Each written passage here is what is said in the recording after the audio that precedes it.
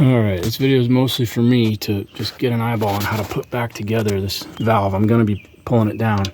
Low hydraulic pressure, even after new seals, new pump, relief valves turned all the way up, no leaks.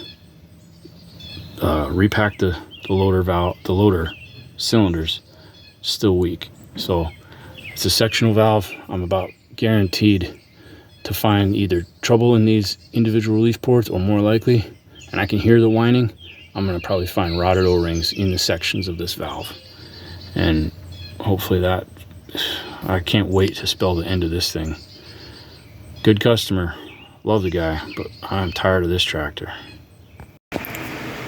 So there's the spool, that's what's inside each section.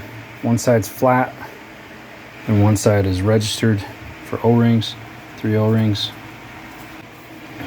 There is 2 O-rings in for the valve spool, but that's certainly not the issue. I was not losing fluid to the outside, I was losing it to the inside. So an O-ring and a shim goes right there. The shim is still on. I did pull the O-ring.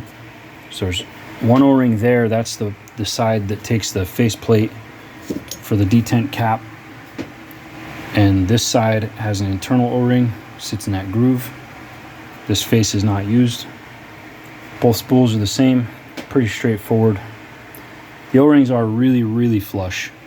So I'm hoping that the bolts had torqued, stretched out from a long time of use, and that these O-rings just weren't cutting it no more, but there's no real way that I can tell by looking at it. At least maybe somebody else can, but I don't really have the experience to see if by eyeball if that's been bypassing or not. All right, here's what's inside of that auxiliary loader valve, or remotes, whatever you want to call it, a 2-spool valve on the right hand side of the 1586 International. Like I said earlier, I believe that I'm bypassing fluid from one spool into the vent line of another. There's all my old O-rings, changed them all out. There's 3 on each one, and then there's 1 on each end of the spool. Although these are only bad if you're leaking externally, which I'm not, but I figured, hey, I don't want to do it twice. I'm about to put it back together. Well, it's 10:30 at night. I've had about enough of this thing. We'll try it out tomorrow. All right, so it is possible to pull a control valve with the tire and the cab still on, but it's a chore. You got to pull the step, and you probably have to make up some fancy wrenches and fancy new cuss words. You'll hear your shoulder muscle torquing and ripping trying to get some of these pipes undone. And the worst thing for me was that all of the swivel fittings, they wouldn't break loose from the SAE adapter port. The SAE O-ring to JIC male adapter plugs were all coming undone. So these would turn, but the next acorn nut above it would turn too. So you had to have 2 wrenches on there, and they were all inch and 1/4. So you had to have some pretty skinny wrenches, and it was a pain in the butt, but it was doable. There's a hose that comes all the way from the top and the rear that doesn't have a JIC. At least on this one, it did not have a JIC. It had like a crimped on non-swivel SAE male. So I ended up having to take it off from the very top of the rear end, and I had to cut and make a wrench to get in there because there was just no room at the top of the cab. Anyhow, these handles you can see these pivots right there, this and this. All the trash and grit and junk lands on them and they rust up. I believe that they come out from the bottom, and I will probably pull them out to get them freed up because they bind and rust, and they get very sticky and hard to work. So I figure now is the time, if ever.